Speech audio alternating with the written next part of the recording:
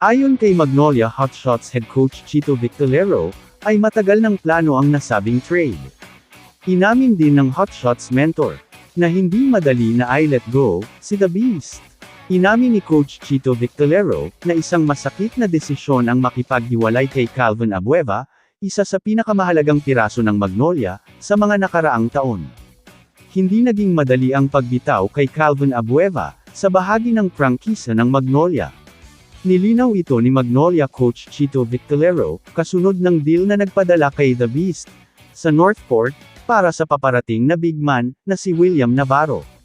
Ngunit sa parehong oras, ang Hotshots ay kailangang mag-isip tungkol sa kung ano ang naghihintay, dahil ang kanilang listahan ay hindi nakakakuha ng mas bata.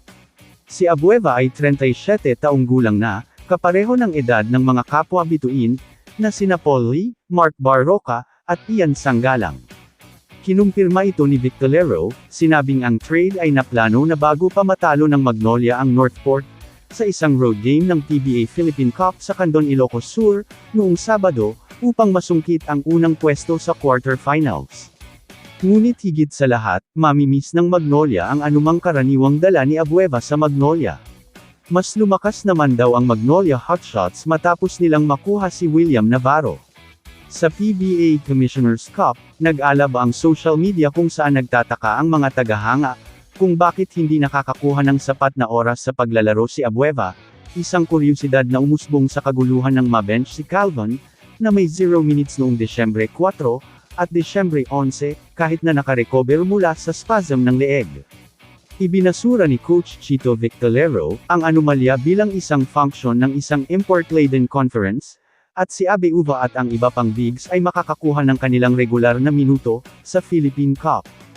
Hindi nangyari yun. Sa imahinasyon ng ideya na maglaro si Navarro, kasama ng kandidatong Best Player of the Conference na si Xavier Lucero. Ang parehong bigs ay napaka-versatile kaya nilang laruin ang 3 at 4 na pwesto, kung saan si Lucero ay nagagawa rin ng 5 slot kung tawagin sa sports.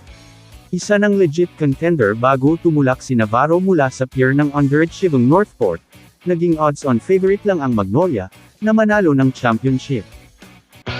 Kamusta mga idol? Sports Zone PH para sa sports news and update. Kung bago ka pa lamang dito sa channel ko, pindutin mo na ang subscribe button at notification bell para lagi kang update sa mga sports news.